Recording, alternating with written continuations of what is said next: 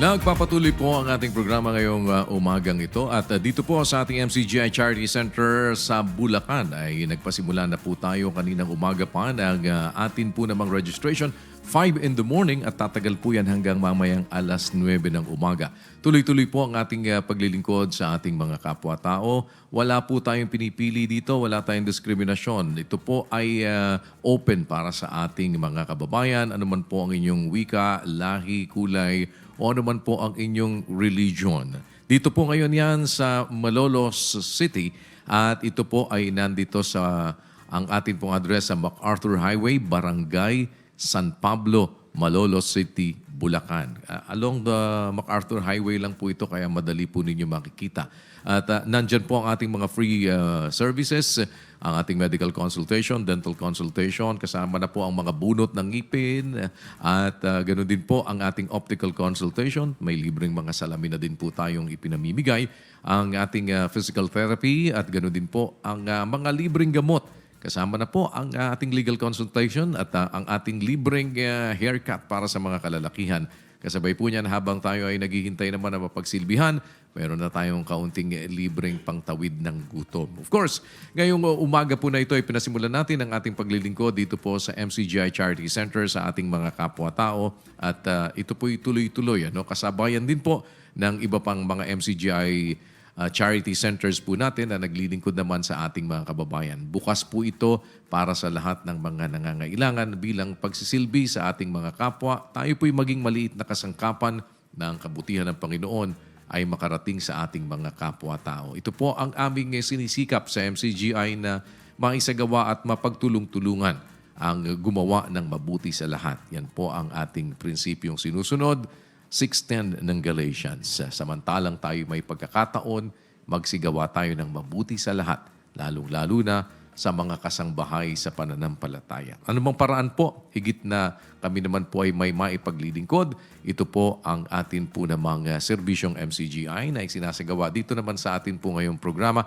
Kaya po ito'y magpapatuloy. Monday to Friday, makakasama niyo po kami every morning para po kayo ay mapagsilbihan sa anumang paraan po na ipinahihintulot ng Panginoon. At tayo'y makibalita saglit, ano? Teka muna, pabatiin ko muna si Doc Cliff. Nandito na din lang ang ating pong in-house, isa sa ating mga in-house doctors, si Doc Cliff Ibanez. Doc Cliff, good morning. Good morning po, Kuya. Good morning po sa lahat ng ating mga kasangbahay at lahat po nanonood sa araw na to. Maraming salamat po sa Diyos sa pagkakataong muling makasama po dito sa inyong programa po. Maraming salamat po sa Diyos. Salamat. Dumikit ka na sa pader, ano? Kasi pareho kayong nakaputi, ano?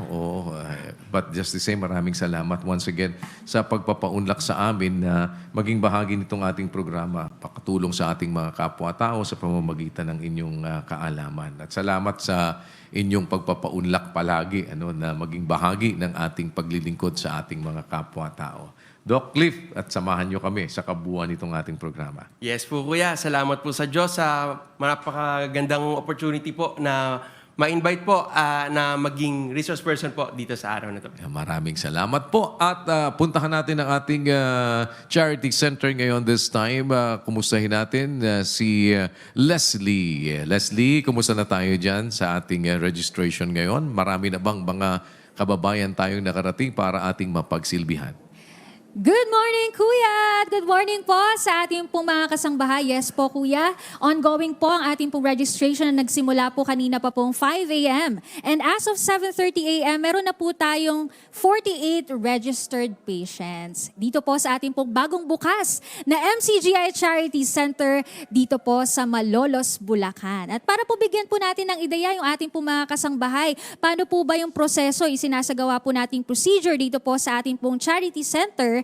Yan, pagpunta nyo po dito sa ating pong charity center, kayo po ay magtutungo sa 3rd floor kung saan nandoon po yung ating pong registration area at doon po kukunin yung ilan po sa mga mahahalagang impormasyon po ninyo. At pagkatapos po nito, isasagawa po ang pagkuha ng inyo pong vital signs and yung ating pong triage assessment para po matukoy, masuri po ano po ba ang inyo pong concern at kung ano po yung mga naaangko po na serbisyong pangkalusugan na inyo pong kinakailangan.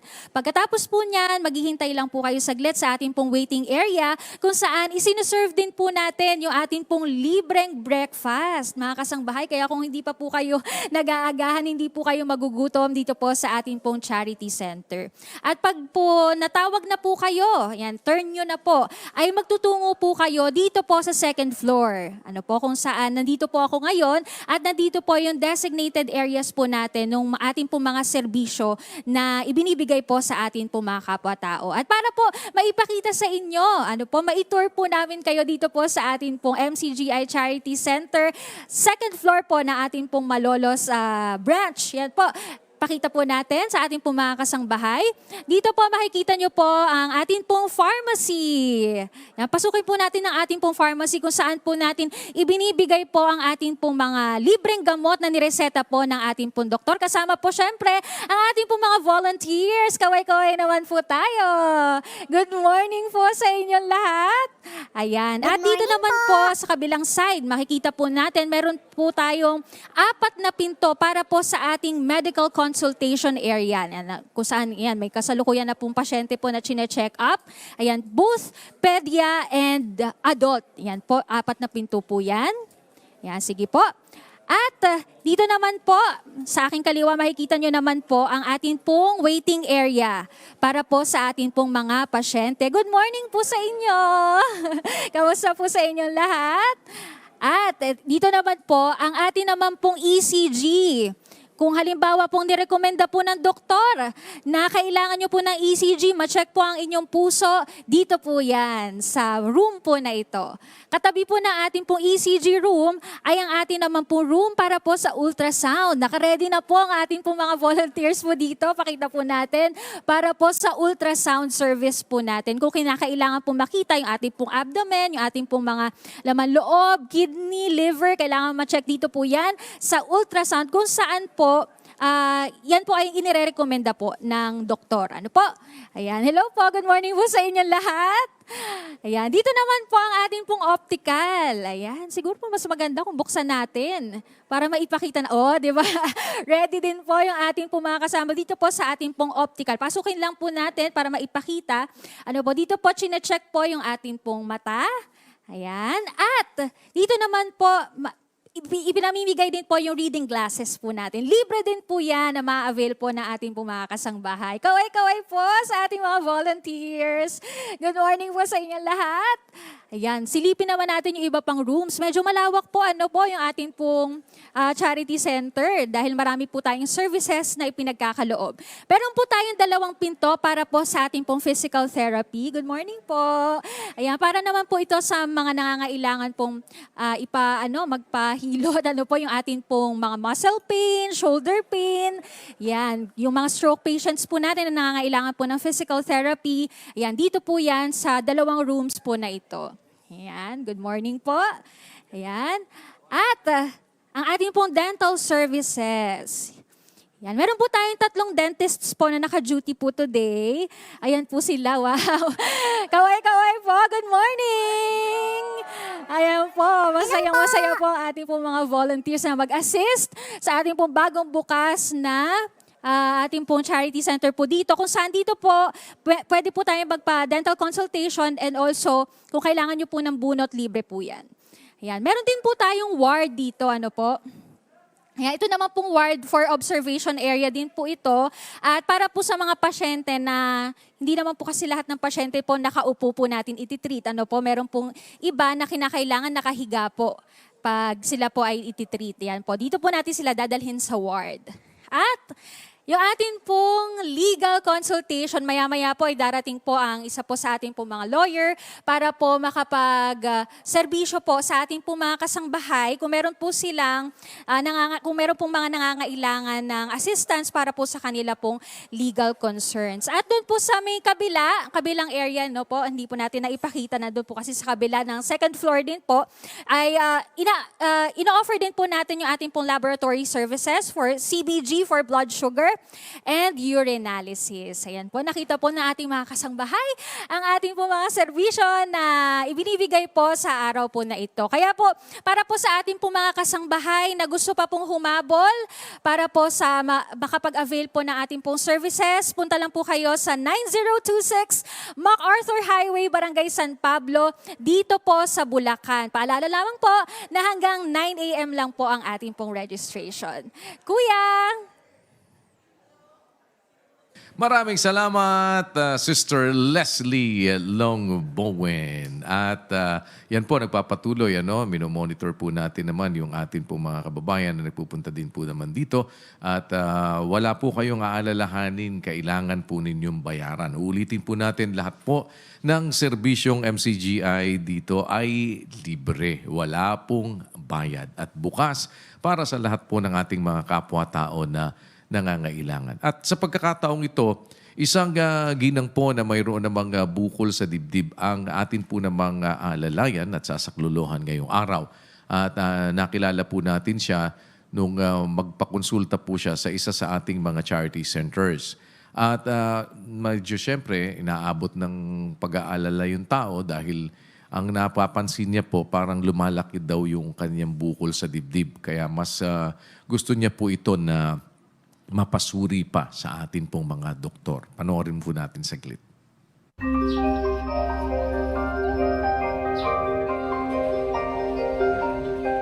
May mga sakit na nabubuo ng tahimik. Walang senyales, walang babala. Gaya na lamang ng bukol sa dibdib. Madalas, napapansin na lang ito kapag lumaki na. Itong naramdaman ko nung January, nung nakahiga ako, kumapit ito tagiliran ko. Ba't ako kumakapit? Tapos may bukol. Aba, natakot ako ngayon. Sabi ko, may bukol. Siya si Nanay Gloria. Sa edad na 60 taong gulang, umaasa na lamang si Aling Gloria sa kanyang anak na tanging pagkukumpuni ng mga computer ang hanap buhay. Kaya naman, dahil sa kakulangan sa pinansyal, pinili niyang itago ang kanyang kalagayan sa halip na magpakonsulta agad. Ayoko ba silang bigyan ng alalahanin? Kasi meron nga silang anak na may depresya din eh. Siyempre, nag-alala din ako. Baka pati ako pabigit sa kanila. Una na niyang itinago ang kanyang kalagayan sa halip na magpakonsulta. Ngunit habang lumilipas ang mga araw, lalo ring lumalala ang kanyang nararamdaman.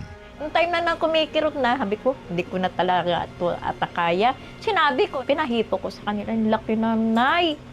Nagulat sila ngayon. Takot sila.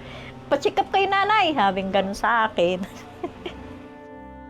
Kasabay ng kanyang iniindang sakit ay ang mga pangambang nagpapabigat sa kanyang dalahin. Paano gagaling ako? O paano ang buhay ko pag yung iisip ko, sabi ko, wala naman akong pera na mag-ano sa gamot. Sa kabila ng isipin na maging dagdag pasanin ng kanyang pamilya, ang kanilang suporta ang naging lakas niya para piliing lumaban at harapin ang hamon na dala ng kanyang kondisyon. Sabi ko, bahala na ang taas, sa taas.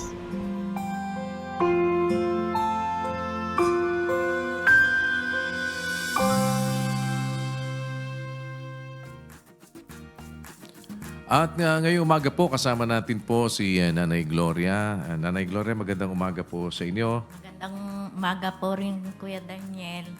Magandang umaga sa inyong lahat. Ayan, opo. At kasama natin dito po si Doc Cliff Ibanez para po naman matulungan tayo dito sa inyo pong problema. Dahil, kumusta po ba ngayon? At patuloy pong nararamdaman ninyo yung kumikirot? Paminsan-minsan po. Sa loob ng isang linggo, 2 beses po. May parang pumipitik po siya. Oo, Ito nga ganun. po eh. Anak ko, yun ang mabigat. Doc Cliff, ano ho ba ang immediately pagka ganyan, kailangan nating magawa? Lalo na kung nakikita na may bukol, very evident, at may nararamdaman na sumasakit. Siguro parang minsan parang yung pigsa.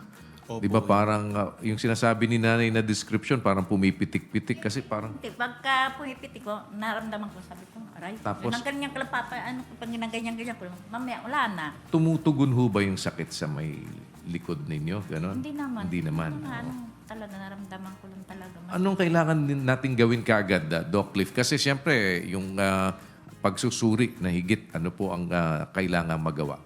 Opo kuya, no? Bigyan ko lang po ng short information po sa nangyari po kay nanay. Meron pong bukol si nanay na nagsimula noong January. Actually, nakapanya po yung kanyang bukol noong January. Kaya lang, hindi niya po kasi ito agad na ipakonsulta sa kadahilan ng ayaw niya raw po bigyan ng alalahanin ng kanyang mga anak.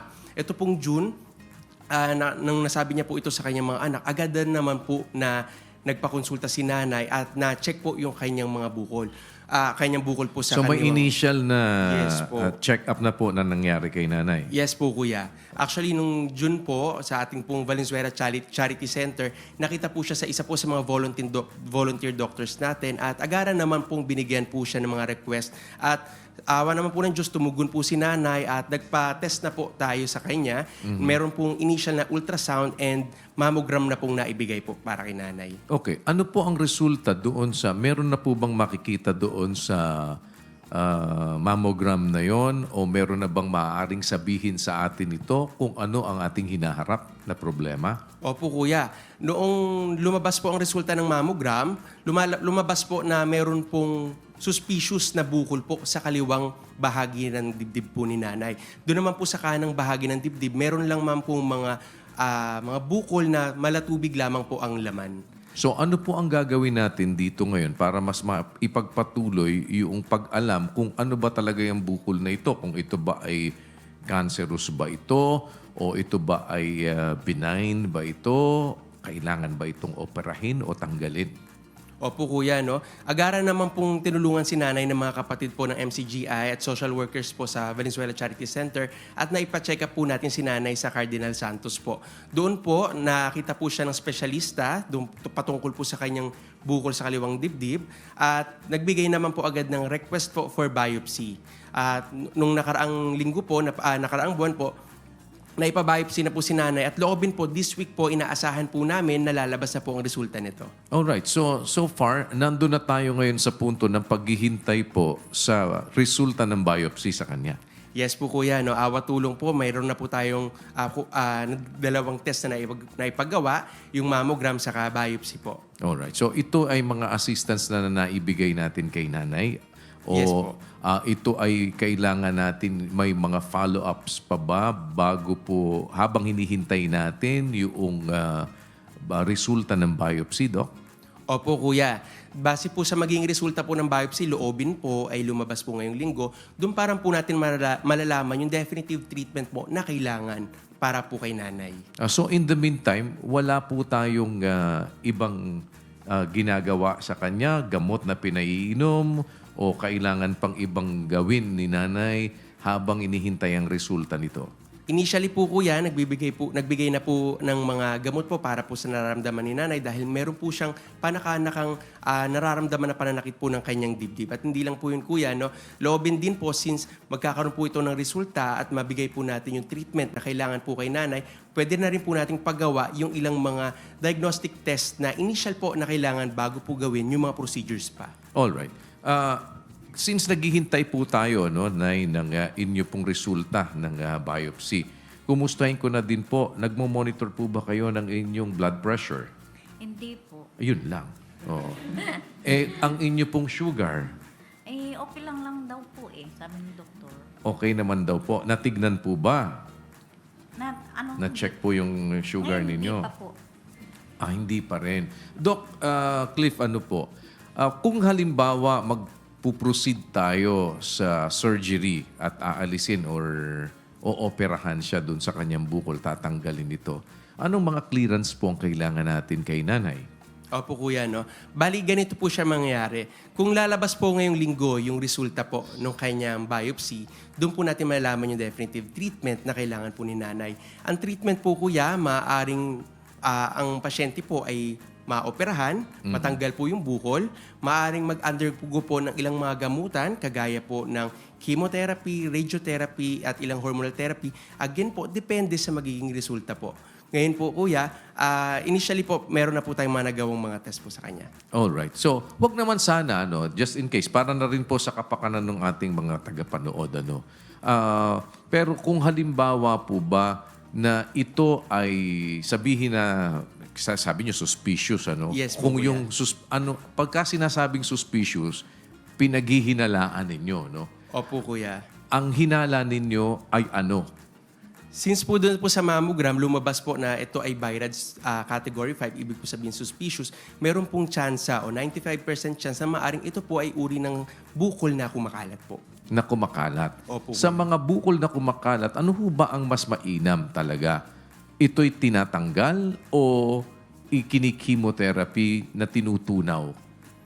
Maaari pong isa lamang po ang paggawa sa kanya, depende po sa magiging resulta. Maaaring mag-undergo po si nanay, loobin po ay more on mga breast conservative surgery po.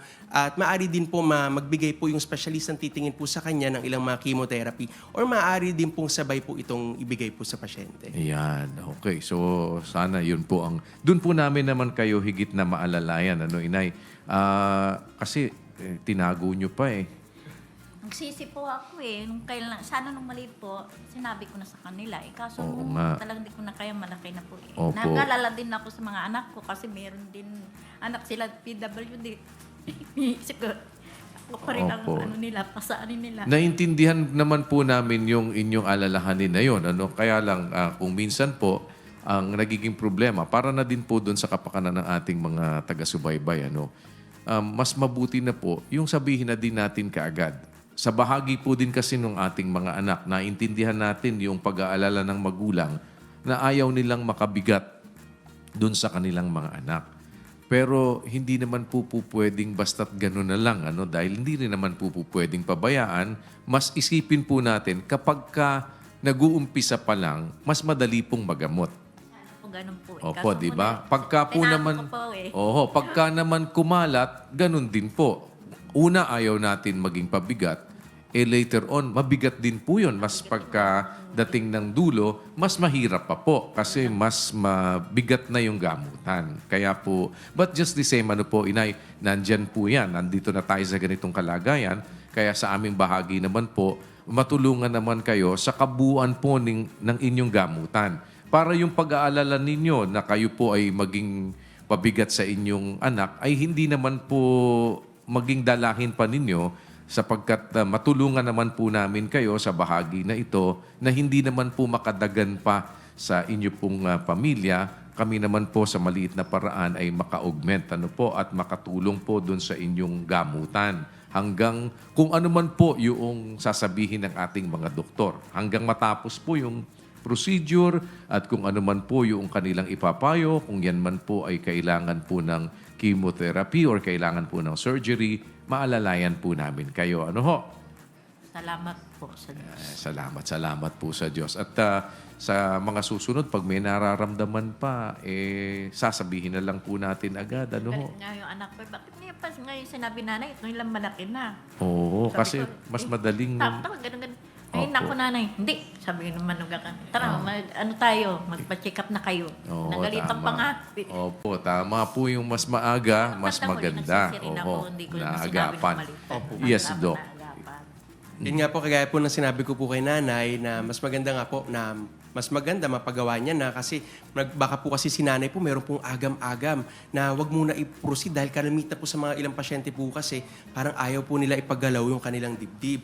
Sabi ko po kay nanay, mas maganda, agad-agad po, loobin kung lumabas na pong resulta at madiscuss na po sa kanya yung magiging treatment of choice para sa kanya, may paggawa niya po. At nandito po ang GMK-UNTV kasama po ang MCGI, ang kapatiran ng MCGI para po tulungan po si nanay. At awa naman po ng Diyos, si nanay po ay willing daw po mag-undergo po ng mga procedures na maaari pong niyang, na maaring gawin po para sa kanya. Yan. At ma-check na din po kung kumusta yung kanyang sugar, kumusta yung kanyang ibang kalagayang pangkalusugan. Meron naman po tayong mga ibang maaari pang magawa para kung sakali ay alam na rin kung ready ba siya sa mga procedures pa na pwedeng gawin in the future. Yan. Kaya inay, may awa po ang Diyos. Dito po naman sa atin pong serbisyong MCGI, atin po namang mapagsilbihan po kayo sa maliit na kaparaanan, makatulong po sa inyo. At uulitin po natin, marami po kasi atin talaga yung magpapacheck up lang kapag meron akong nararamdaman, kapag meron ng mga sumasakit. Kaya po naman, nandito din po ang ating mga charity centers para kung sakali po, lalo na yung dumadating na tayo doon sa edad na kailangan po na mas mamonitor. Minsan, kayo ho ba'y may high blood? Ang sagot, Dok, wala po. Nagche-check ho ba kayo? Hindi po. Kaya pala wala kasi hindi nagche-check, no? Opo, kuya, napakahalaga po talaga na meron po mga screening. Oo. Tapos minsan sasabihin, kayo ho ba'y wala naman po kayong diabetes? O, wala po. Nagche-check po ba kayo ng sugar? Hindi po.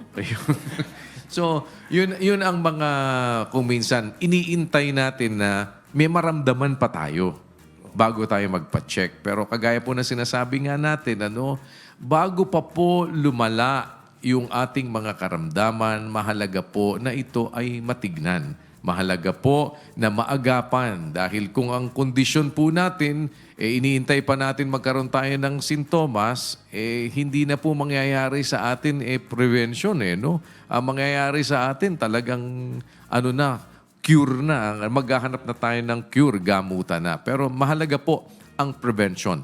At kung paano po itong makakatulong naman sa atin, yung mga simpleng kaalaman at yung tamang pangangalaga para maagapan ang ating mga karamdaman bago pa po ito lumala.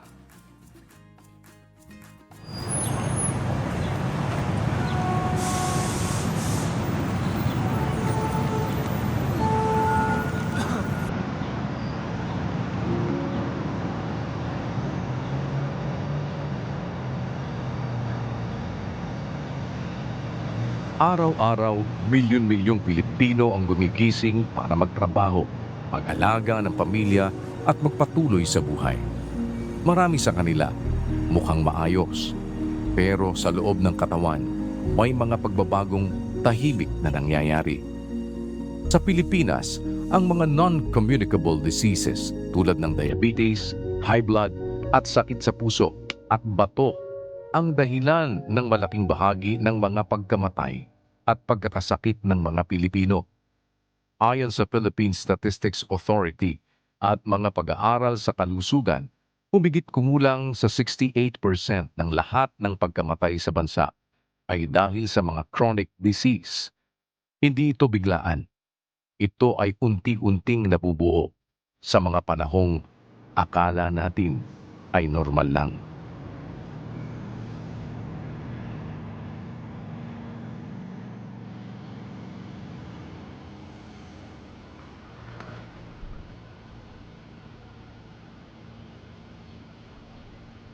Kapag sinabing chronic disease, diabetes, high blood, sakit sa puso, o kaya sakit sa bato, karaniwan po nating naiisip dyan, malala na yan.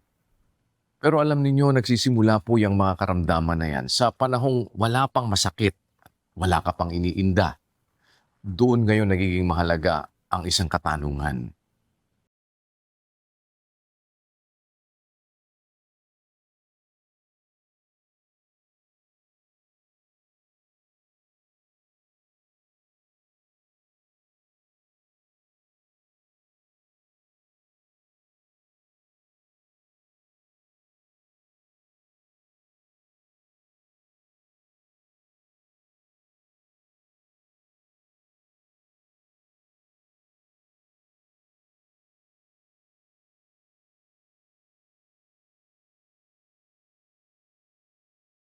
At iba pang komplikasyon.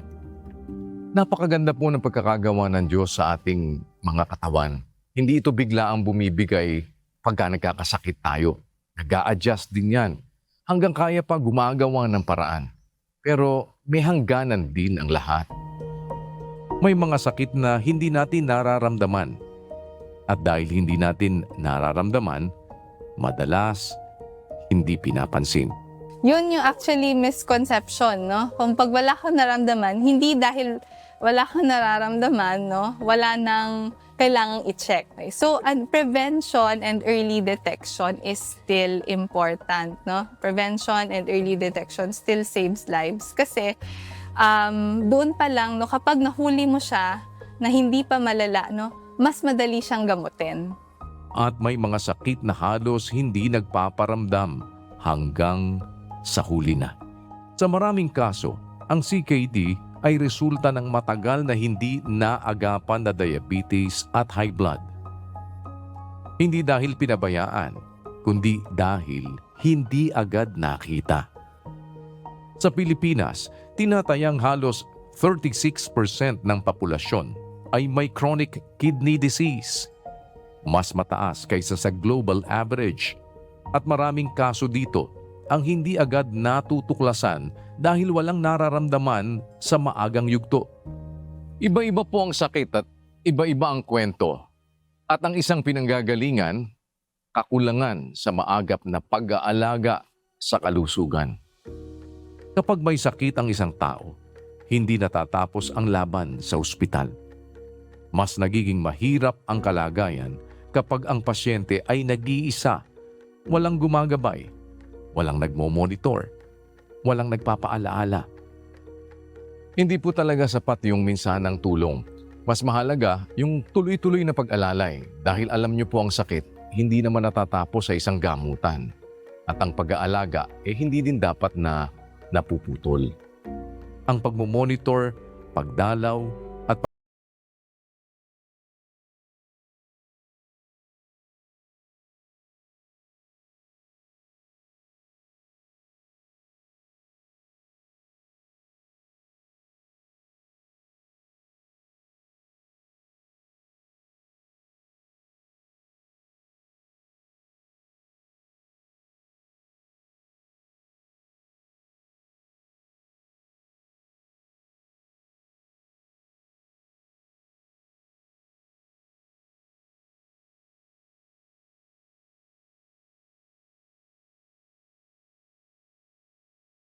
alam niyo po ang prevention ay hindi tungkol sa sobrang paghihigpit, kundi sa tamang pag-aalaga.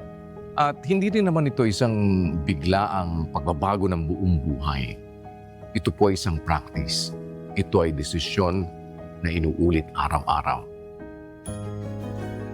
Ang pagkakadisenyo ng Diyos sa ating katawan ay kamangha-mangha.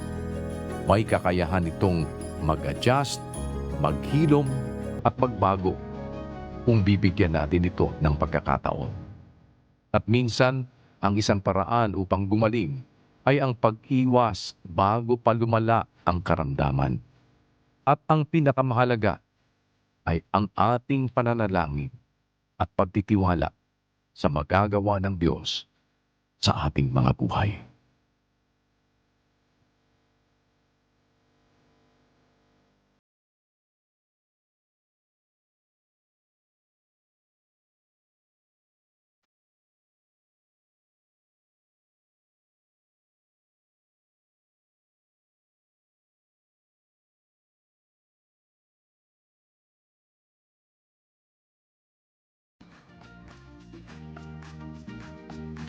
Itama na po ang ating mga orasan. Philippine Standard Time. It's 8:01 in the morning. Sa mga ginagawang relo, ang radyo at telebisyon, ayan na po, alas 8:01 na at kumilos-kilos na po tayo. Samantala, magbabalik po ang serbisyong MCGI mula sa puso para sa kapwa.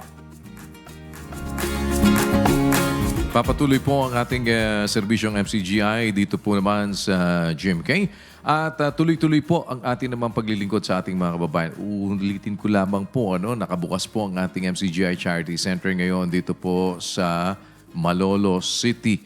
At nandito po tayo sa May San Pablo, Barangay San Pablo, dito po sa MacArthur Highway sa Malolos City, Bulacan. Nagpasimula na po yung atin pong registration kaninang alas 5 ng madaling araw ng umaga.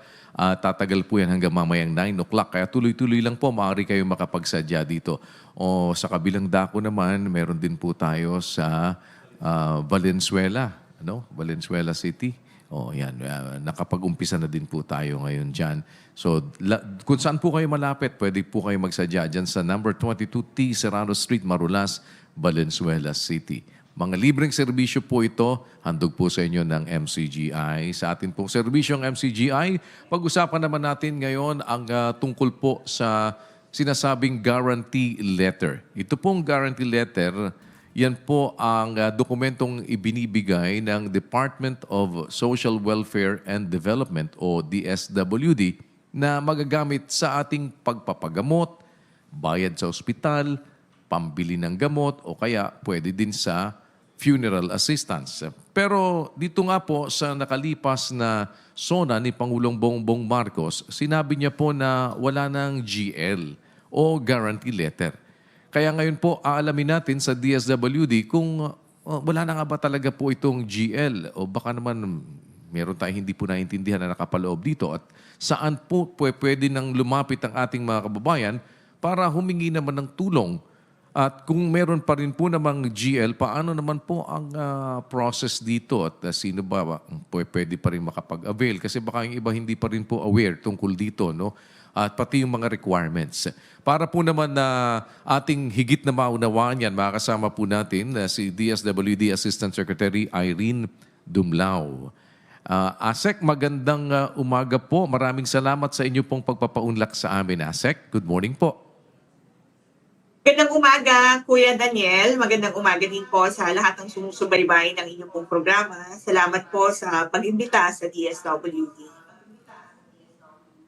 Opo, kasi po ASEC, biglang namin na higit na maunawaan at maipaunawa din sa atin po namang mga kababayan yung tungkol po dito sa guarantee letter. Meron pa po ba nito o ano po ba ang pwede nating maibalita sa ating mga kababayan tungkol dito? Po, Kuya Daniel, just to provide a brief context on the guarantee letter issued by the DSWD, meron po tayong programa na tinatawag na Assistance to Individuals in Crisis Situation. Ang AICS po ay isang social safety net o pangmadali ang tulong para sa mga kababayan natin na sumasailalim sa matinding krisis o emergency para matulungan sila sa kanilang mabilisang recovery. Gagaya nga po ng mga gastusin para sa pagpapa-ospital o para sa pagpapalibing. Alam naman po natin kapag ang mga gantong mga krisis, mga biglaan, talaga namang lubhang nakakapekto sa isang pamilya and even their savings are exhausted. Kaya meron tayong mga interventions kagaya ng AICS para mo-caution yung impact nitong mga krisis o mga emergency doon sa individual o doon sa pamilya nang sa gayon ay hindi po sila lalong bumaba sa poverty trap at matulungan sila sa kanila pong gastusin towards their immediate recovery. Ngayon sa AICS po, may dalawang modalities o dalawang pamamaraan ng pagbibigay ng tulong. Ang una po ay through outright cash na kung saan yung tulong ay hindi hihigit sa 10,000 piso. At ang pangalawang pamamaraan naman po ay through the issuance of a guarantee letter. Ang ibig sabihin po nito, mag-i-issue ang DSWD ng isang kasulatan naka-address sa ating service provider at nagsasabi na DSWD na po ang magbabayad ng natitirang obligasyon ng kliyente either dun sa ospital o doon po sa funeral parlor. Ginagamit din natin yung guarantee letter para naman sa pagbibili ng mga gamot because we have an existing partnership with yung mga butika para ma-dispense lahat po ng pangangailangan ng gamot ng isang kliyente na lumapit sa DSWD na hindi na po kinakailangan na sila po mismo yung bumili. So yun po yung ating assistance to individuals in crisis situation. Again, it's a program being implemented by the DSWD. At dalawa nga po yung pamamaraan ng pagpapahatid niyan. Yung guarantee letter, ini-issue po natin kapag higit sa 10,000 piso yung halaga ng assistance na ipoprovide natin o babayaran ng DSWD on behalf of the client. Okay, now, nabanggit nga po ng ating pong Pangulong Marcos Jr. na wala na pong guarantee letter. But we understand na ito po ay sa ibang programa ng ating pong pamahalaan. But of course, kung ito po ang magiging instruction sa DSWD, then kami naman po ay tatalima at i-adjust po yung ating pong mga guidelines. But at the moment, Kuya Daniel, yung programa natin na Assistance to Individuals in Crisis Situation, currently nagpapatuloy po yan at yung proseso o pamamaraan ng pagpapahatid natin ng tulong ay nagpapatuloy pa din po. In other words, ASEC, ano po, wala pang instruction ang Pangulo sa DSWD na itigil ang pag-i-issue po ng guarantee letter, which means kayo po ay magpapatuloy pa rin po ng pag-i-issue nito bilang bahagi po ng AIX po program natin sa DSWD. Did I get it right, ASEC? Opo, Kuya Daniel, nagpapatuloy pa din po yung pamamaraan ng pagpapahatid natin ng AIX. Yung pong through outright cash or through guarantee letter. Kasi naman po, Kuya Daniel, yung pong pag-issue ng guarantee letter natin ay pamamaraan lamang po para maiwasan po yung halimbawa, I'll just cite as very specific example. Halimbawa po yung pupunta ang kliyente sa DSWD and then hihingi ng tulong para sa pambili ng gamot. So dadalhin niya po yung kanyang reseta. Now, ang iniiwasan kasi natin doon, Kuya Daniel, kung ba tayo nag-issue ng guarantee letter, ay bigyan mo ng cash yung client and then hindi niya bibilhin lahat nung gamot na nandun sa kanyang prescription, despite the fact na binigyan natin siya ng pera. So, para matiyak natin na gagaling talaga yung individual mula sa kanyang sakit, we have to ensure ourselves na mabibili yung pong kanyang gamot as prescribed by the doctor. Kaya po tayo nag-enter into partnership with major drugstores para ma-dispense lahat yung gamot at matiyak natin yung paggaling po ng individual. Just to provide context on why we had the issuance of guarantee letter in place.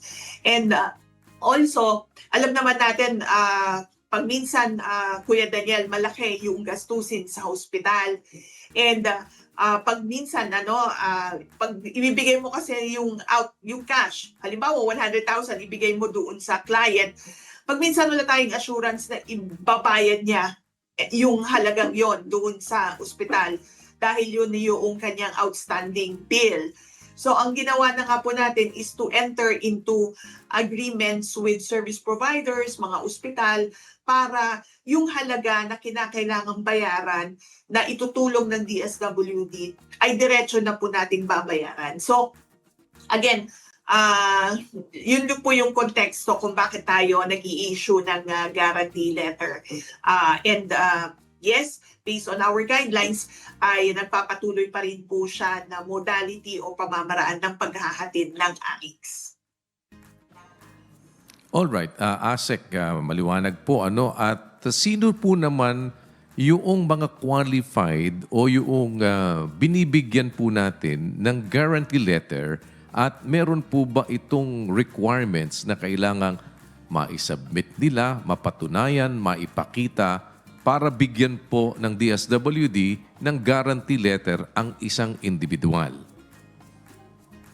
Yes, Kuya Daniel, again, the program is AIX. Modality lang po of distribution or modality o pamamaraan ng pagpapahatid ng tulong yung guarantee letter.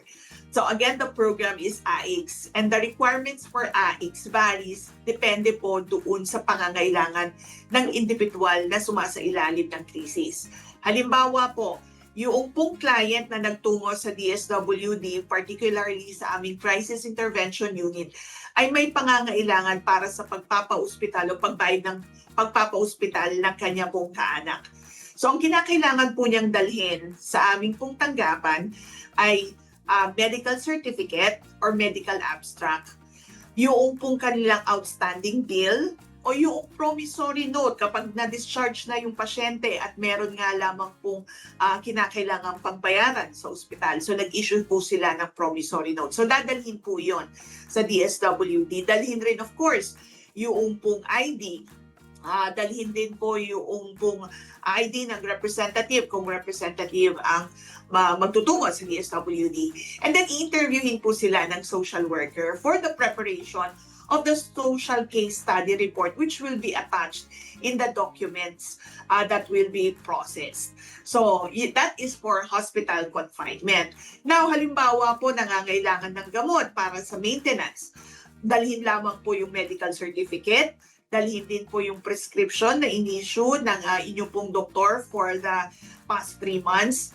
And then dalhin rin po yung ID. Interviewin din po sila ng ating pong social worker. Halimbawa naman po, para sa tulong pangpapalibing, dalhin naman po yung death certificate, yung pong kontrata with the funeral parlor or the service provider, dalhin din po yung bill, and of course, dalhin din po yung ID. So, yun po yung mga kinakailangan para doon sa mga assistance na hinihingi.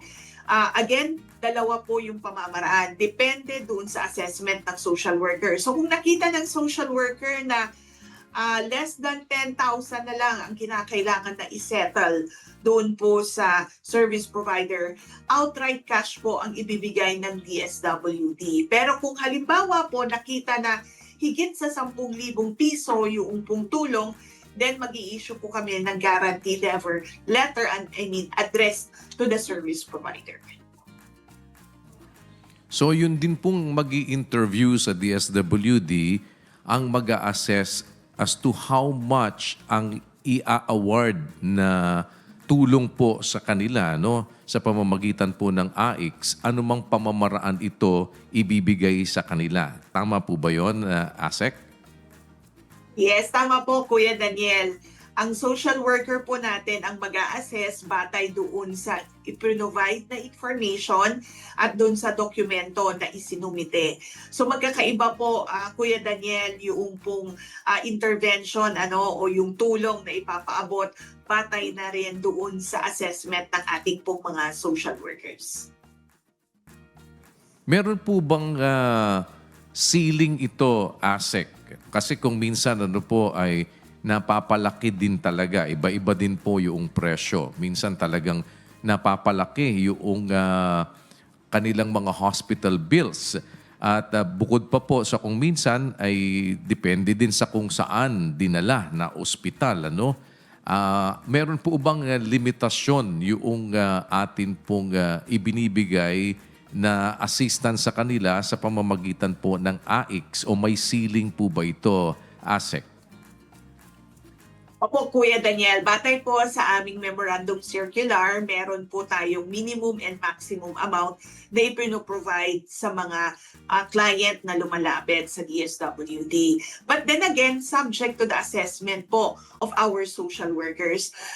Ano po ba yung tinitingnan ng ating pong mga social workers? Of course, tinitingnan natin ano ba yung mga external resources, meron bang other support services, ibig sabihin, lumapit din ba sila sa ibang tanggapan ng ating pong pamahalaan? Nag-deduct na ba o nagkaroon ng deduction na ba ang PhilHealth o senior citizen o person with disability deductions ay nag-apply na? And then tinitingnan din po ba kung may mga kaanak na maaaring magbigay ng tulong? And of course, tinitingnan din kung ano ba yung source of income ng individual o na other family members. These are just some of the information being assessed by our social workers. And then tinitingnan din po yung mga dokumento na isinusumite. So halimbawa po, para sa hospital confinement, based on our existing guidelines, ang minimum po niya, ang maximum po niyan ay nasa 150,000. Okay, so yun po yung pinakamalaking halaga na maaari nating mai-provide.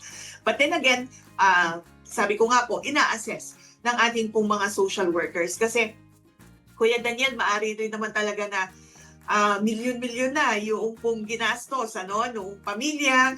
And then, humingi na po ng tulong sa PAGCOR o sa DOH o sa kanila pong mga local officials.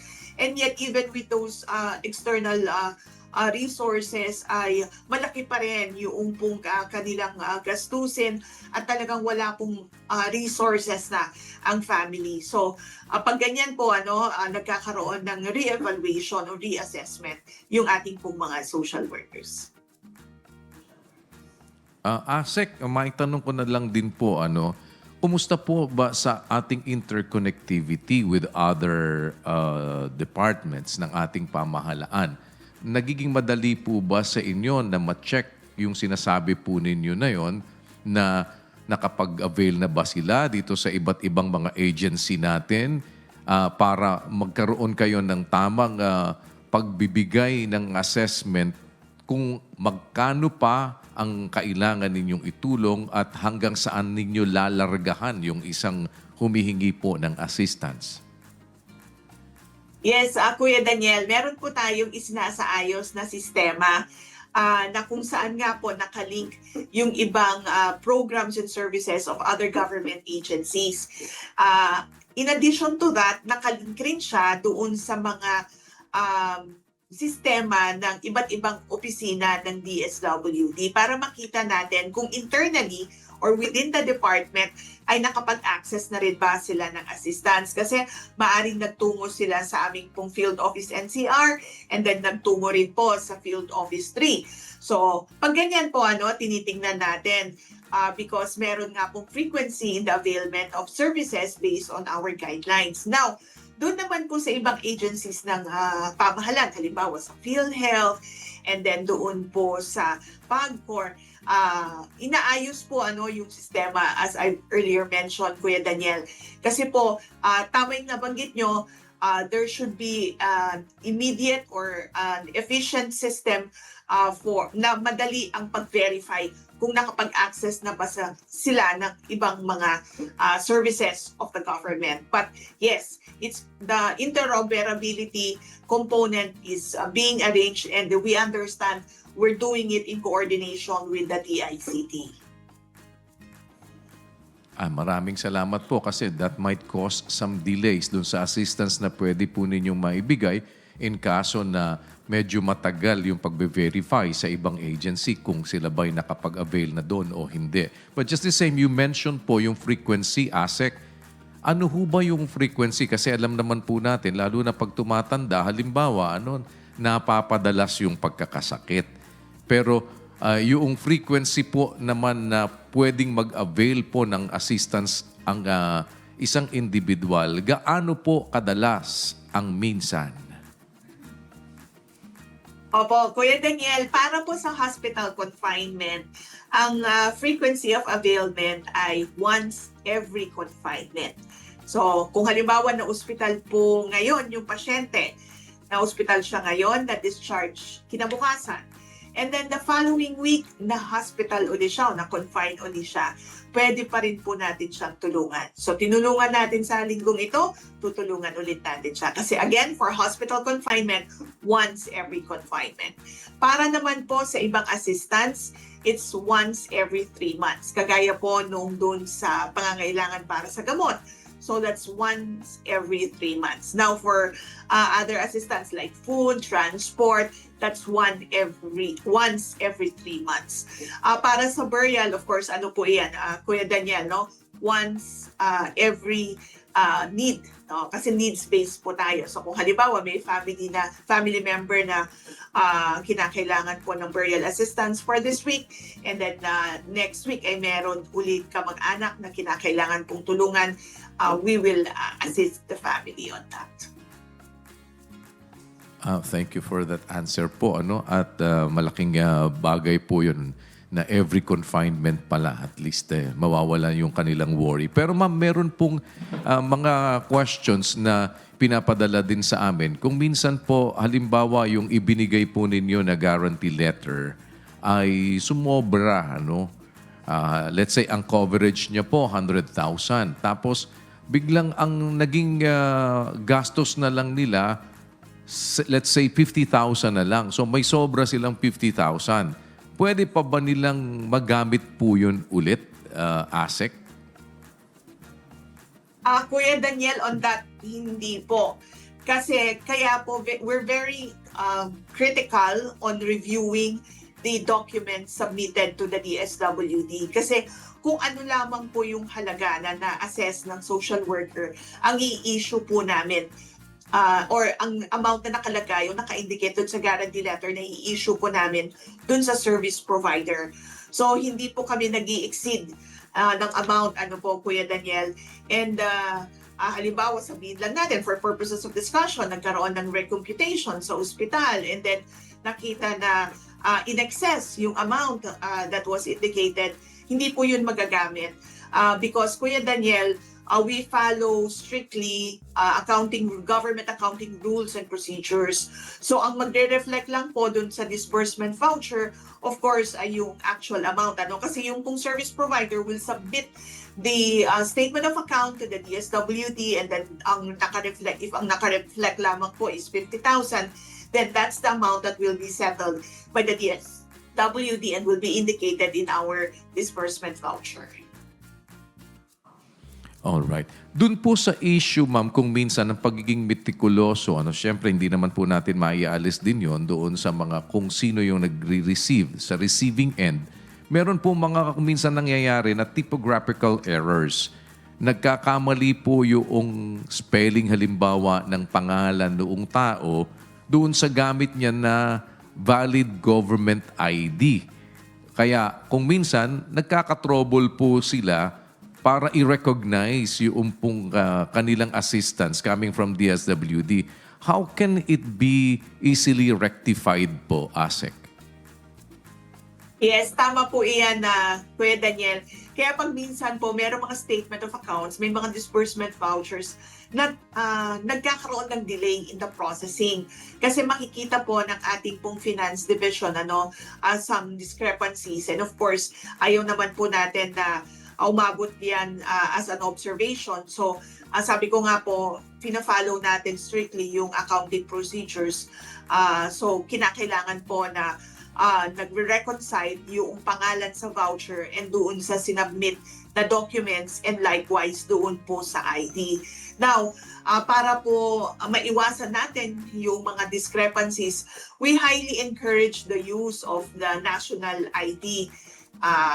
Dapat po, isa na lang yung government issued ID na ginagamit natin in all our transactions para hindi na po nagpapalit-palit, hindi na nagbabago-bago at maiwasan nga po yung delay in the processing of our vouchers. Alright. ASEC, meron na po ba tayo ngayong pamamaraan virtually para po makapagpa-approve ng assistance from DSWD? Na instead of going to the office ng DSWD personally, ay maiprocess itong mga bagay na ito through online po. Meron na po bang ganitong sistema po tayo na gumagana ngayon para sa ating mga kababayan? Well, Kuya Daniel, meron na po tayong actually we started this in the pandemic period na kung saan nga po ay ginagawa natin online, pati po yung interview ginagawa natin. This was brought about, of course, by the restrictions in mobility, dahil nagkaroon nga po ng mga quarantine procedures. And some of these practices have been carried up until now. In fact, inaayos nga natin yung sistema na hindi mo na kinakailangan nga po na magtungo ulit sa tanggapan ng DSWD, especially if every 3 months naman humihingi ka talaga ng tulong para sa pangangailangan para sa iyong maintenance o yung para sa gamot. So, ito currently isinasaayos na lang po yung design but it's almost perfect na Kuya Daniel, yung pong ating arrangement with service providers, yung pong mga doktor, so that, halimbawa yung prescription o yung pong processing na processes na gagawin or yung, halimbawa yung laboratory processes, instead na pupunta yung client dun sa hospital and then kukunin yon mula dun sa doktor, diretso na po iyon dun sa DSWD. And then kami na rin po yung guarantee letter, diretso na rin po doon sa service provider. So, in that process or in that manner, Kuya Daniel, may iwasan na yung pagpila ng ating pong mga clients sa ating pong mga tanggapan. No? So we're automating the system also, and we could also do virtual interviews na sa ating pong mga clients. ASEC, isang ano na lang po, no, pahabol. Ano? Isa po sa mga ina-advocate namin din kasi dito sa atin pong programa, yung pong early detection ng karamdaman. Kasi mas madali po na maagapan ang isang sakit kung ito po ay nadidetect sa maagang stage niya po. Yun po bang halimbawa ay pagpapacheck up? Kasi kung minsan alam po naman natin yung mga ibang individuals talaga na medyo nasa age na po, meron niyang ginagawa na mga kung tawagin nila ay regular check-up nila or executive check-up at that. Ano? Yun po bang pagpapacheck up na para malaman kahit na walang nararamdaman kung siya ba ay mayroong kailangang ayusin o kailangang agapan sa kanyang kalusugan. Ito po ba ikino-cover din po ng assistance mula sa DSWD, ASEC?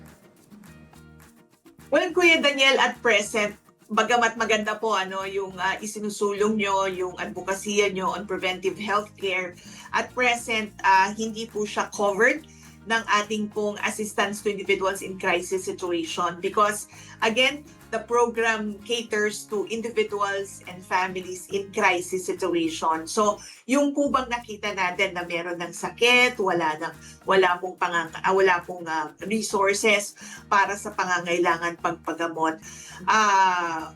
Sila po yung kinikater ng ating pong programa. That's why it's called assistance to individuals in crisis situation. But maganda po yung inyo pong isinusulong na preventive healthcare para hindi na nga po natin hintayin na sumailalim sa matinding krisis ang isa pong individual. And that's the reason why we're also working closely with the PhilHealth. DSWD sits in the board ng PhilHealth at yan din po ang ating pong mga isinusulong at binabanggit sa ating pong mga pagpupulong, yung pong pag-strengthen din ng preventive healthcare para yung ating pong mga clients din po ay mas ma-value yung pagpoprotekta sa kanila pong kalusugan at hindi na nga po tayo umabot sa mga sitwasyon na talagang maituturing na in crisis na po yung ating pong mga kababayan. I see. Ma'am, would it be possible po that in the future, ang DSWD po ay mag-initiate din po ng mga libre po na mga check-ups para po mas makatipid kayo na hindi na po pagdating ng panahon ay lumala pa yung ating mga tinutulungan o yung mga maaaring maging karamdaman po nila. Would that be a possibility po, ASEC? Well, we fully support that, Kuya Daniel, and we will work closely with like the Department of Health for this endeavor. Kasi meron naman po tayong mga ginagawa, Kuya Daniel, sa iba't ibang mga probinsya, pati nga po kapag may mga disasters, sa mga evacuation centers, meron din tayong mga partnership with the Department of Health with respect to preventive healthcare and regular health monitoring para sa mga vulnerable sectors po natin. Maraming salamat po at para na lang din po sa isang paraan ay kami naman ay makabahagi and we would like to let you know po na meron po kaming iba't ibang mga binubuksan sa iba't ibang dako ng ating bansa na mga charity centers na nagbibigay po ng mga libreng check-up para naman po maka-augment sa isang maliit na paraan. At the same time ay yung iba pong mga libreng mga serbisyo, pati na pong mga libreng gamot, mga libre pong mga assistive devices, pati po yung mga libre na po na mga kung ano man pong assistance para po naman maka-augment kahit na papaano. And if there's anything that we could be of help on our part, ASEC, kami po ay kasama po ninyo sa paglilingkod sa ating mga kababayan. Maraming salamat po for the time that you have given us. For your final words, ASEC, if there are things that you would like to announce sa ating pong mga kababayan para po sa kanilang kaalaman. Go ahead, ASEC. Kuya Daniel, we would like to take this opportunity to thank, of course, you and your program at, of course, ang inyo pong serbisyo sa ating pong bansa. Malaki po ang naiaambag ng MGCI, hindi lamang po sa isinasagawa namin na disaster response operations, tumutulong po kayo, volunteers po namin kayo sa aming pong mga production hubs.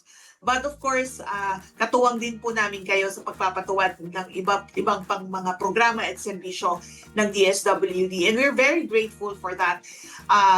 We're also thankful that you help us in communicating or pagpapahatid ng impormasyon nitong mga programa na ipinapatupad po ng DSWD.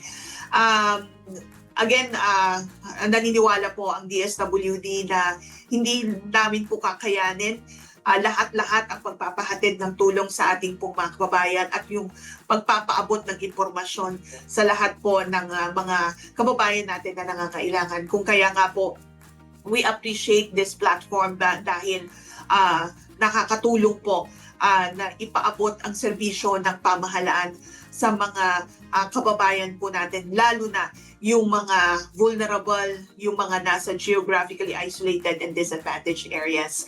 So sana po magpatuloy ang ganito pong pagtutulungan ng pamahalaan at ng private sector para sa ikabubuti at ikauunlad ng ating pong bansa.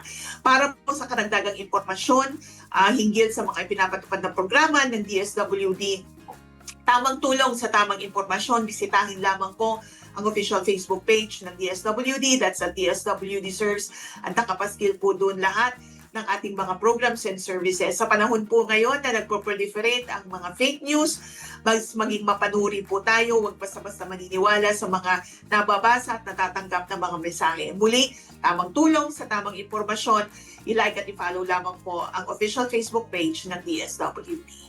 Again, with that, maraming salamat po yan, Daniela. Po sa inyo. Thank you so much, ASEC Irene Dumlao, sa inyo pong binigay na panahon sa amin. May God bless you po. Have a pleasant day. Si ASEC Irene Dumlao, ang spokesperson po ng DSWD. Yan, dito po sa ating panayam sa kanila. Siguro nakapagbigay ng mga impormasyon po para naman sa atin. Kumustahin na natin ang atin po namang kasama dyan sa atin pong MCGI Mobile Dental and Optical Clinic. Alamin natin kung nasaan ba ngayon ang isa sa mga ito na umiikot sa iba't ibang panig ng Pilipinas. With Sister Leslie. Sis Leslie? Yes, good morning, Kuya. At good morning po sa ating po mga kasangbahay. Po. Bukod po dito sa ating pong mga nakabukas na MCGI Charity Centers ay meron po tayong mga umiikot po na MCGI Mobile Dental and Optical Clinic. Yan po. Update lang po natin yung ating po mga kasangbahay kung saan-saan ba ang ating pong mga units ngayon. Ang Unit 1 po ay maglilingkod po bukas Martes sa Barangay Lubnak, Tagudin, Ilocos Sur. Ang Unit 2 naman po ay maglilingkod din po bukas Martes sa Barangay Calantas, Kasiguran, Aurora. Sa mga malapit naman po sa Purok 3, Barangay Poblacion, Rosario, Agusan del Sur, ngayong araw po nandiyan ang atin pong Mobile Dental and Optical Unit 3. At sa Unit 4 po, bukas po ay maglilingkod po yan sa Gingoog City, Misamis Oriental. Ang Unit 5 naman po ay naglilingkod po ngayong araw sa Barangay Culahaw, Rojas City, Capiz. At ang Unit 6 naman po ay maglilingkod po bukas Martes sa Barangay Poblacion, Alicia, Bohol. At Kuya, sa ating po mga kasangbahay, andito pa rin po ako ngayon sa MCGI Charity Center dito po sa Malolos, Bulacan, kung saan tuloy-tuloy pa rin po ang atin pong registration. And as of 8:35 a.m., meron na po tayong 86 registered patients. At ang ilan po sa kanila, Kuya, successful na nakapag-avail na po na ating po mga libreng serbisyo. At isa po sa kanila ay ang kauna-unahang pasyente natin dito po sa ating pong Charity Center. Mga kapanayan po natin, si Nanay Susan. Hello po, Nanay Susan. Good morning po sa inyo. Bati po kayo sa ating po mga kasangbahay at sa lahat po ng mga nanonood po sa atin ngayon. Gandang umaga po sa lahat. Nanay Susan, dahil kayo po ang kauna-unahang pasyente po natin, anong oras po ba kayo dito nagpunta? 5 a.m. po. 5 a.m. Kahit medyo maulan po kanina, nandito po agad ang atin pong isa po sa ating pong mga pasyente, si Nanay Susan. May mga kasama po ba kayo ngayon? Anak ko po't apo.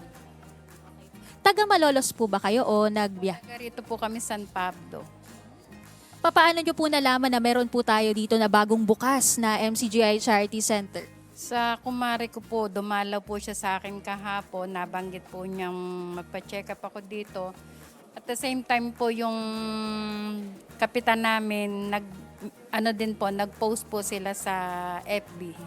So nag-inform din po pala si Kapitan na meron po tayo dito, no? Every Monday po yan. Dito po from 5 a.m. to 9 a.m. ang ating pong registration. Ano po ang nag-udyok po sa inyo na pumunta po dito? Ano po ba ang inyo pong nararamdaman? Na-diagnose po ako na mild stroke. Medyo po pricey yung mga gamot ko. Inano po nung kumare ko na baka may makuha ko dito na gamot. Tapos po yun, nirestahan po ako ni Doc Carlo ng gamot. Same din po nung mga gamot ko. Tapos po yung sa laboratory.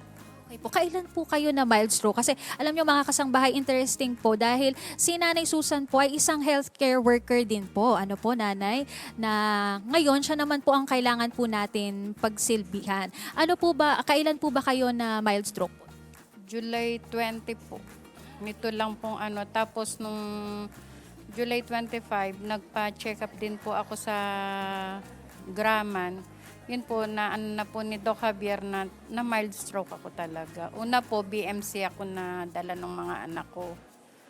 Tapos po nung hindi ako nagpa-confine doon, hindi ako nagpa-admit. Nasa bahay na lang ako magmo-monitor. Naman po sila, ayun. Nung bumaba yung sugar ko, naging 90. 400, naging 90 na lang nung after 3 days. Ayun nagpa-check up po ulit ako, yun nga po. Paano po naka-apekto sa pang-araw-araw nyo po simula po nung kayo po ay na mild stroke? Naman po, di rin masyadong kasi yung gamot ko nga po medyo mahal. Tapos po marami po namang tumutulong sa akin, kapitan namin, mga kagawad. Yung po mga kasamaan ko sa opo, yung mga kamag-anak, yung kumpare ko. Yun po, nagbibigay siya ng financial. Yung pong iba, binibigyan kami ng ulam. Yung mga kapitbahay ko dun sa amin. Si Nanay, may mga tumutulong din po sa inyo. At isa na po rito yung atin pong MCGI Charity Center. Kamusta naman po ang inyo pong naging karanasan dito po sa atin pong Charity Center ngayong araw? Okay naman po, accommodating po sila lahat. Lahat po sila, yung inaalalayan nila ako. Wala po akong masabi. Ano naman po ang sabi po ng doktor po sa inyo? Ano po ang ay inyo pong gagawin? Yun nga po, ko ng laboratory ng first week of September. Tapos pag daw po noon, paglabas ng result, balik ako kay Dr. Carlo, i-check up ulit niya ako kung babawasan o dadagdagan pa yung gamot ko. So babalik pa po kayo dito, tuloy-tuloy po kayong imo-monitor, no? Hindi lang po isang beses, no? Kaya babalik pa po kayo next month, tama po? September po. Ayan, at bukod po sa atin pong health, yung sa kalusugan po ni Nanay, ay binigyan din po siya ng grocery items. Ako medyo mabigat dahil marami-rami. Wala po ito sa MCGI Free Store dahil kasama nga po niya yung kanya pong anak. Ayan po na nag-assist po dahil medyo hirap po si Nanay na pagkalooban din po siya ng grocery items na makakatulong po sa inyo. Pang ulam-ulam nyo po. Ayan po. At ano po ang inyo pong masasabi ngayon po sa MCGI? Maraming salamat po. Ano po ang masasabi? Ramdam ko po ang pasasalamat po ni Nanay. Maraming salamat po sa inyo at meron po din po tayong mga ilang assistive devices na ipinagkakaloob doon po sa mga nangangailangan. At mamaya pabalik po tayo para po sa iba pang update. Kuya! Maraming salamat, Sister Leslie Longbowen. Tunghayan naman natin ang kwento po ng isa po nating mangingisda na patuloy na nagsisikap para sa kanyang pamilya sa kabila po ng mga pagsubok na kanyang kinakaharap.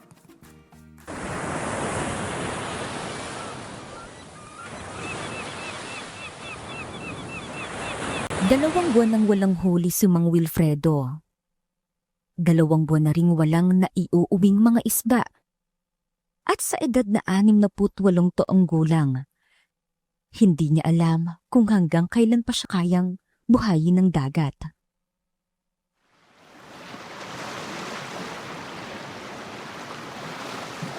Dito sa barangay Hulugan sa bayan ng Tanza, sa Cavite, nakilala namin si Mang Wilfredo Barroso, isang mamalakaya na ang pangunahing pinagkukunan ng kabuhayan ay ang araw-araw na pangingisda sa laot. Ang magulang ko ay maagang nawala. Dahil sa kagustuhan kong magkaroon ako ng sariling pera, gawa ng nanay ko lang ang nag-iista, naghanap buhay. Sumama ako sa dagat nung ako'y grade 5 student. Doon ko naranasan ang hirap ng paghanap buhay sa dagat. Nandoon ka, abutin ka ng bagyo. Nagkataon kami may Arian Lambat. Hinila na namin. Hindi pa man kami natatapos, inabuta ka na kami ng hangin. At saka ulan, saka kidlat. Nung kami patakbo na, wala kaming makita. Dilim na dilim lahat. Ang lalaki ng alon. Ipinasuggest ko na lang ang aming kalalagayan. Biyawa Diyos na nailigtas kami ng Panginoon. Sa mga puntong walang huli, iyon na marahil ang pinakamahirap na sitwasyon ng isang mangingisdang padre de pamilya na may umaasang asawa, anak at mga apo. Nawala na yung aming panghuli. Hindi katulad ng isang taon na mayroon pa kami nahuli. Pumasok ang January, February, March, April. July na ngayon, napakaina. Hindi halos makasapat sa isang pamilya ang higita. Ayon sa PSA, kabilang ang Cavite sa mga lugar na nakapagtala ng pagbaba ng produksyon ng pangisdaan nitong nakaraang taon. Paglalabada naman ang dating trabaho ng kanyang asawang si Aling Weni, 65 taong gulang. Ngunit dahil sa iniindang karamdaman sa tuhod at sa madalas na pagkakasakit dulot ng katandaan, ay hindi na rin siya nakakapaghanap buhay. Inaasahan ko nga yung anak ko lang nasa palengke. At tulong-tulong naman kami. Kahit paano naman ninakain. Para nakakaraos din naman ako.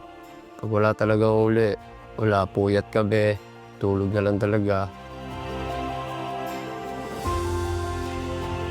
Sa kabila ng mga pagsubok, patuloy pa ring naghahanap ng paraan ang pamilya ni Mang Wilfredo upang makaraos sa araw-araw. Isa sa mga pagkakataong iyon ay nang makarating sa kanila ang balita tungkol sa isang libreng serbisyo sa kanilang lugar. Sa gitna ng mga problema, may mga taong handang tumulong. Kaya't ang mga libreng serbisyong iniaalok sa publiko ay mahalaga para sa mga tulad ni Mang Wilfredo. Sinabi sa amin ng diyan sa Pikawan na mayroong libreng gupit. Pagkempo naman ako, hindi pa nakapagpapagupit. Wala pang babayad, kaya nagmadali akong pumunta. Ang libreng gupit sa isinagawa ng MCGI sa bayan ng Tanza ay naging daan upang higit pa naming makilala si Mang Wilfredo at ang kanyang pamilya. Ang isla ng pamilya namin, napakahirap. Ganang una, anak kong panganay lang ang may kita. Bumibili pa ng gamot ng apo. Hindi nagtapos ang paglingap sa isang libreng gupit. Nang makita ang kalagayan ng kanilang pamilya, may mga pangunahing pangangailangan ding ipinaabot sa kanila.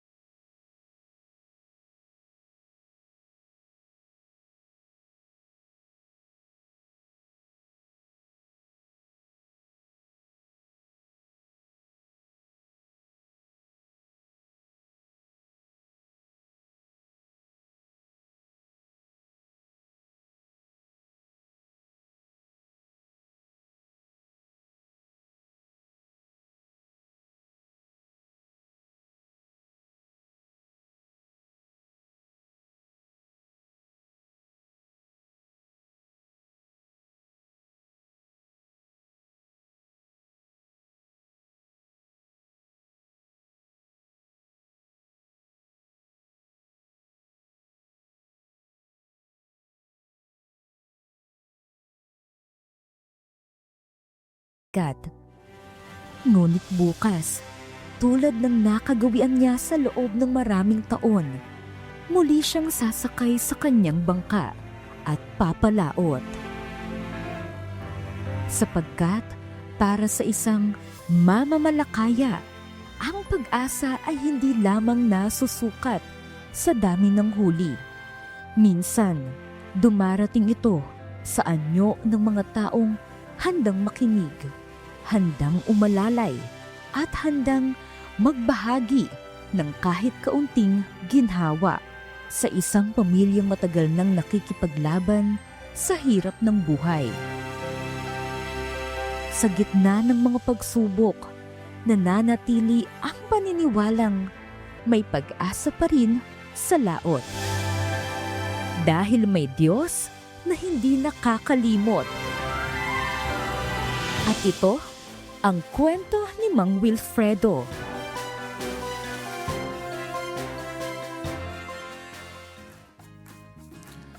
Bukas po, kung loloobin ng Panginoon, August 4, araw po ng Martes, ang MCGI Charity Center Paranaque po ay maglilingkod naman sa inyo. Yan po ay nasa 4th floor, 88 Square Mall, 668 Quirino Avenue, Barangay San Dionisio, Paranaque City. Maaari po kayong makapagsadya dyan at 5 in the morning to 9 o'clock po ang ating registration. Of course, sasamahan naman tayo bukas ni Doc Pau Banadero, isang internal medicine specialist para po naman sa atin pong patuloy na pag-alalay sa ating mga kapwa-taong nangangailangan po ng iba't ibang mga serbisyong medikal. At yan po, ulitin natin, ang serbisyong MCGI, libre po yan. Wala po kayong anumang kailangang bayaran.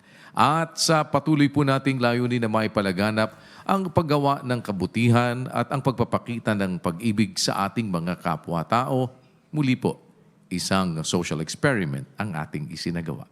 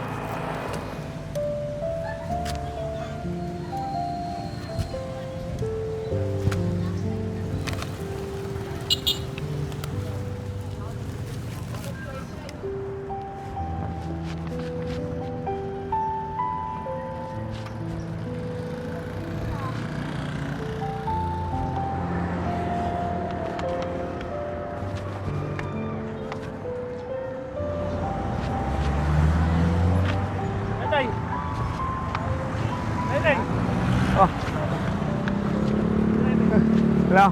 Hello. Salamat. Oh, enggak. Baik lang niyo, baik.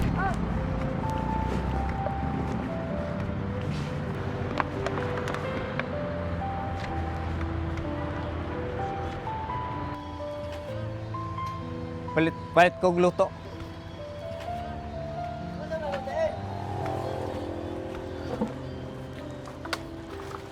Palit kog luto. Kaon ko. Oh, kaon ko. Ilang ka buwan? Upang Sobra? Kurang kaon tak ko. Pero gamay lang kanir lang ako ngahalin. Sige lang. Diyan na lang daw sa imo. Diri ako. May na lang pangkuan. Ha? Palit po ni mong kuan ba? Ay, kanon. Gulay ra ako, kana lang gulay lang, gamay lang. Nang kana lang walay karne.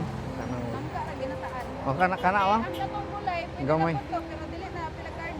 Nangka lang gamay lang ma'am. Gamay lang.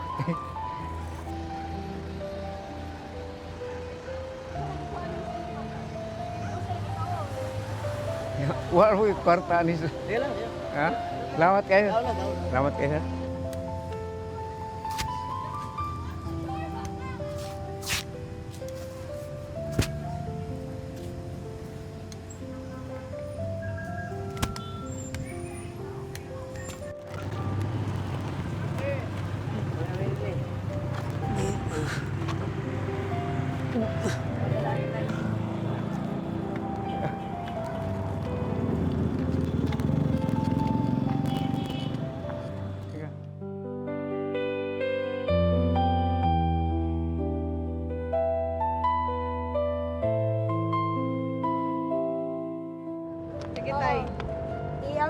Sige tayo.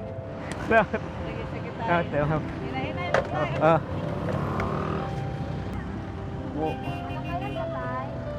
Ngita kong palit ani ito. Pahit nagtambal. Oo. Apa man ko halin? Say hi siya.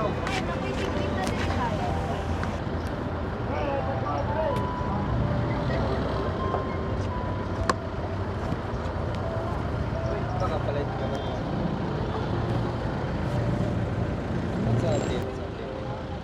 Nakuha na hubag diabetic. Tay, pangpalit lang tayo ha. Among ko sa imo ha. Tay tay para okay ra gyud kayo tay. Na kay ini man ibaon.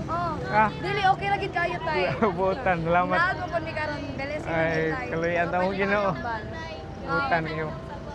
Salamat. Dili mo tabang tay na lagi ni Dira Libertad High School. Salamat. Oh, salamat. Gusto ko check sa liin. Oh, salamat.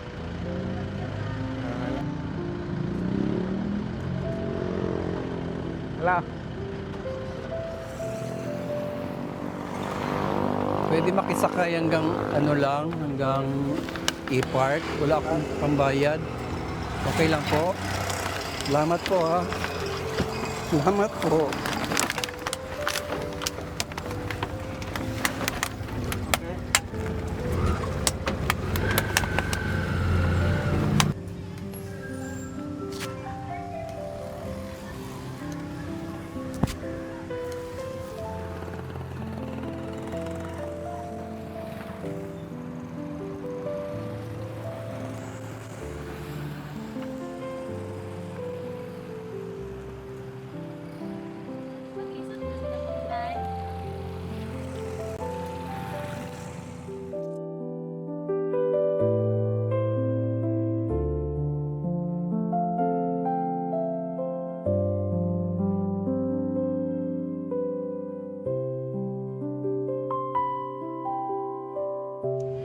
Ang dapat nilang gawin is, nagmamabuting loob ka sa ibang tao na nahihirapan.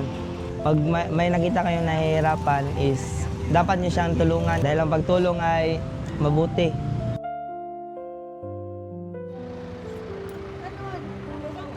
Ay na ma'am, salamat kayo sakto. Pero ni ma'am, may kwarto bayad. Ay na. Salamat kay sir, nabusog ko sir. Salamat. O kaloy anta mo sa Ginoo. Nanguha na ko kuan, mga plastic kay mahalin man pud ni. Palit na kog tambal. Hindi lang. Magwanta man, ha? Wala ko kabayad, ma'am. Ma'am, salamat kayo, ma'am. Kaloy anta sa Ginoo, ma'am. Para sa akin, paano kung yung lola ko nanghihingi ng tulong tapos walang nagbibigay, nakakaawa naman po. So gusto ko lang po na tumulong sa mga nangangailangan ng tulong para naman po may bigay ko yung merong blessing ako, may share ko sa iba. Kung may ibigay tayong tulong, kailangan natin ibigay. Para sa akin po, kung kaya kong ibigay yung tulong, ibibigay ko. Mahirap ako, kahit nagtatrabaho ako, at least may naitulong ako sa iba. Kung may mga ganyang tao, wag na po lang pagdudahan na, ano yan, scam yan, gano'n ya. Umaarte lang yan, ganyan. Kahit umaarte yan, hindi naman yan nagnanakaw. Humihingi lang naman yan ng tulong. Mas mabuti na yung kusang loob mong binigay sa kanila. Masarap po sa pakiramdam pag nakatulong kayo sa iba. Hindi yung pamilya mo lang ang binibigyan mo, ayan. Mas mabuti po yung magbigay ka rin sa iba, yung hindi mo kilala. Pinaka-importante po maging mabuti talaga.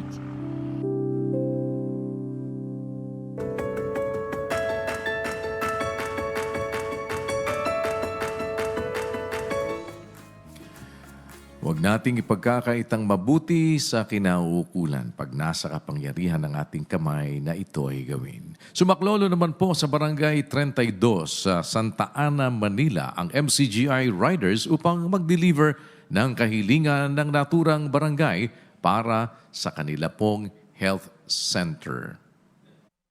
Kap, good morning.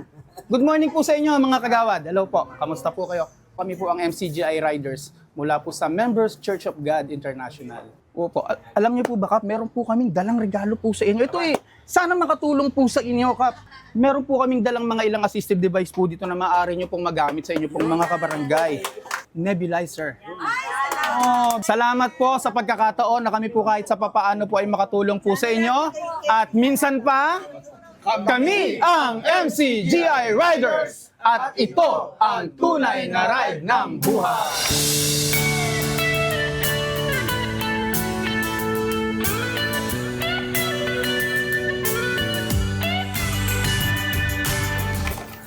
Good morning kuya at sa lahat ng ating mga kasambahay. Panibagong araw at mabuting pagkakataon muli tayo upang makagawa. Medyo maulan ngayong araw pero hindi problema yan. Tuloy-tuloy pa rin ang ating paggawa. Nandito tayo ngayon sa Barangay 321 Zone 32, Santa Cruz, Manila upang kamustahin at alamin ang kalagayan ng ating butihing kapitan at ang kanilang kabarangay, si Kapitan Celso Fernandez. Tara po, samahan niyo po kami mga kasambahay. Let's go!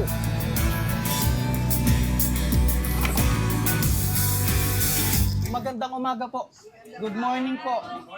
Good morning. Kap, good morning.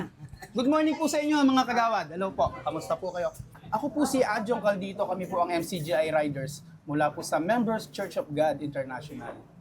Apo. Kayo po si Kap Celso Fernandez. Apo. Kamusta po kayo dito, Kap? Ayos naman po. Nasa magandang samahan naman kami. Ay, salamat po. Pero awa tulong naman ng Diyos, maayos po ang Maayos ating naman mga po. kabarangay. Oo po. Basta nasasamaan po namin, maayos naman. Ayan, tulong-tulong sa paggawa, Tulong katulong po yung ating mga Mga kagawad. kagawad at lahat. Siyempre, sa pakikipagkaisa palagi ng ating mga constituent, yung ating mga kabarangay. Opo. Kamusta po ang pangkalusugan po dito sa inyong barangay, Kap? Ay, palagi naman ho kami merong ano rito, yung ating sa health, ano? Yung kumpleto. May monthly ano kami. May mga monthly check-up po kayong ginagawa. Hindi, yung ano ng taga-health dito, palaging may activities. Kung ano yung mga pambigay sa mga bata, sa tigdas, sa mga titimbang, lahat. Mga vaccine, regular po naman ginagawa, oo. kagawad, no? Lalo kasi ngayon, unstable po yung panahon, ano? Opo. Bigla-biglang Iinit, pagkainit-init, biglang araw, Tapos biglang uulan ng malakas. Sakit Madalas na pagkakataon, opo, nagtitrigger ng maraming sakit. Opo. Kapag sobrang init, bigla na lang nagsushoot yung blood pressure ng tao. Nakakapag-trigger din ng mga asthma. Kamusta po, Kap, yung ating mga kapag kakatulad pong ganon? Meron naman po tayong naipang sasaludar po sa mga kabarangay Yung po, natin. minsan, yung regular na meron kami, pero yung mga pangangailangan, hindi masyado, wala kami masyado. Opo. Alam niyo po ba, Kap, meron po kaming dalang regalo po sa inyo. Ito sana makatulong po sa inyo, Kap. Meron po kaming dalang mga ilang assistive device po dito na maaari nyo pong magamit sa inyo pong mga kabarangay. Thank you po. Ito po ay isang digital BP blood pressure monitor. Yun, para Meron po may doktora po kami dito. Wow! Ay, Doc, hi! Kumusta po kayo? Meron din po tayong glucometer para po sa pagtaas at pagbaba ng sugar, ma-monitor po natin. Meron po siyang extra strip. Meron din po tayong digital thermometer para malaman natin kung nilalagnat na yung mga kabarangay natin. Doc, tama po, At meron din po tayong nebulizer. Malaking tulong po ito sa aming barangay. Ay, salamat naman po, Kap. Hindi lang po yan, Kap. Meron pa po kaming first aid kit na pwede po nating maibigay sa ating mga, lalo na sa mga bata. Alam niyo po sa murang edad nila, maturuan natin sila ng awareness sa preparedness po pagdating sa maraming bagay po. Yan po ay may bilang na 326. Medyo marami-rami po yung pwede nating pagbigyan, Kap. Ayun. Ayan. po. Opo. Salamat po. Actually po, Kap, ang MCGI o ang Members Church of God International sa pangunguna po ni Kuya Daniel, isa po sa prioridad po niya ng kanyang advocacy ay patungkol po sa pangkalusugan. Kaya kung di niyo po na itatanong, meron po kaming umiikot na MCGI Mobile Dental and Optical Clinic kung saan nagsasagawa po kami ng mga medical mission sa mga remote area. Sana nga po, loobin ng Diyos, God willing, makadaan po rito sa inyong barangay. Sana nga po. Opo, para tayo magkatulong-tulong na mapagsilbihan yung ating mga kababayan. Opo. Ayan, salamat po sa Diyos. Request na yung pang-BP mistig mo. Pwede po, wala pong problema. Mamaya po, ipapadala po namin sa inyo yung manual na, kasi doktora, mas sanay po kayo sa speed mo. Sige po, mamaya rin po, ipapadala po natin si Kap JR po. Salamat po, Kap. Sana po, kahit pa paano makatulong po sa inyo to, doktora, mga kagawad. Ito pong aming dala-dala. Opo, on that note po, Kap, baka meron po kayong mensahe o gustong sabihin po kay Kuya Daniel. Papasalamat po ako kay Sir Daniel Rason. Malaking tulong po itong mga binigay ninyo. Magagamit po ito sa aming barangay. Yan po ang kakulangan po namin ay nadagdagan po ninyo. Yun po ay maraming salamat po sa inyo. Ayan, Sa salamat po MCG. sa Diyos. Yeah. Opo. Salamat din po, Kap. Salamat Thank po you mga kagawad sa pagtanggap po ninyo sa amin dito. Kap, at kung sakali man po na merong maitutulong po ang MCGI, just let us know lang po. At Okay po. we are willing to help po, awat tulong po ng Diyos. Si Kuya Daniel palagi pong nakaalalay sa lahat ng pagkakataon. Hindi po namimili ng kahit na anong reliyon o kung anong sekta man po ang kinabibilangan. Basta pagtulong si Kuya Daniel, lagi nakahanda po. Thank you po Salamat ulit. po ulit, Kap Celso. Salamat po mga kagawad. Pwede po ba kaming pwede po kami makahingi ng picture? Konting alaala lang po, souvenir. Ayan. Thank you po. Yan. Salamat po sa pagkakataon na kami po kahit sa papaano po ay makatulong po sa inyo. At minsan pa, kami ang MCGI Riders. At ito ang tunay na ride ng buhay.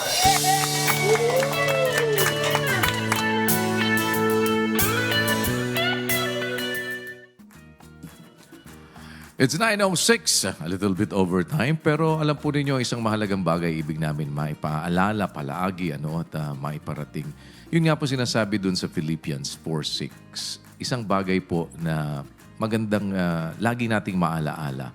Huwag tayong mabalisa sa anumang bagay, kundi ang wika sa lahat ng mga bagay sa pamamagitan ng panalangin at daing na may pagpapasalamat ay ipakilala ninyo ang inyong mga kahilingan sa Diyos.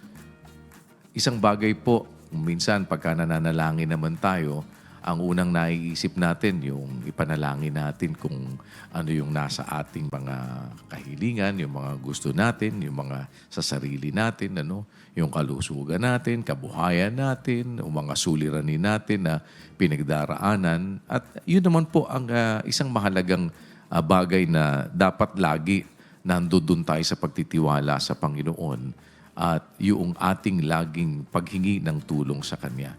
At kagaya nga po ng sinasabi po ng banal na kasulatan doon sa unang Timoteo 2:1. Una-una nga sa lahat ng mga bagay ay iniaaral ko na manaing, manalangin, mamagitan at magpasalamat na patungkol sa lahat ng mga tao. Dito po, hindi lamang yung para sa sarili natin. Dapat isama natin sa panalangin natin yung atin pong mga kapwa-tao, yung mga nanunungkulan, yung mga nandiyan po sa iba't ibang mga sitwasyon ng buhay. Dahil ang pagtitiwala sa Panginoon ang higit na mahalaga. At alam po ninyo yung paglalagak ng kabalisahan sa Kanya. Dahil yung sinasabi po nung sulat ni Pedro, inyong ilagak ang inyong kabalisahan sa Kanya sapagkat kayo'y ipinagmamalasakit niya. Mahalaga po yun. At ipagmalasakit din natin kung papaano po naman yung pagmamalasakit natin sa atin pong mga kapwa-tao, sa atin pong mga sambahayan, ay ipagmalasakit natin sila kung paano ipinagmamalasakit din tayo ng Diyos. At para naman mailagak natin ang pagtitiwala natin sa Panginoon, huwag natin kalilimutan po lagi na manalangin at magtagubilin. Mismong sinasabi rin kahit na nga yun pang ating mga kaaway. Sabi nga dun sa 5:44 ng Mateo, ibigin ninyo ang inyong mga kaaway, idalangin ninyo ang sa inyo'y nagsisiusik. Kung yung kaaway natin, dapat nga nating ipanalangin, higit sa lahat naman, huwag nating kalimutan ding isama sa ating mga panalangin, pati yung ating mga hindi naman kaaway. Pamilya mo, kaibigan, mga mahal sa buhay, mga nangangailangan ng tulong, nangangailangan ng awa ng Panginoon. Ang panalangin po, hindi lang naman basta't yung para sa sarili natin ang concern natin palagi, kundi higit sa lahat ay maipakita natin din ang ating pagmamahal sa ating mga kapwa-tao sa pamamagitan po noong ating paghingi ng awa para sa kanila doon sa higit na makapagbibigay sa atin ng awa, ang Poong May Kapal. Kaya huwag nating kalilimutan, isama natin sila sa ating mga pananalangin. At ang simpleng panalangin po, malaki ang magagawa. Lalo na po, ang ating pag-asa ay yung Diyos na higit na makatutulong sa lahat ng ating mga suliranin. Maraming salamat po sa inyong naging pag-antabay sa atin sa araw po na ito. At hanggang bukas, kung loloobin po ng Panginoon, umaasa po kami na makakasama kami sa inyo pong paggising sa umaga, kung ipahihintulot ng Panginoon, at magpapatuloy pa rin po naman ang serbisyong MCGI. Mula sa puso, para sa kapwa. Magandang araw po. To God be the glory.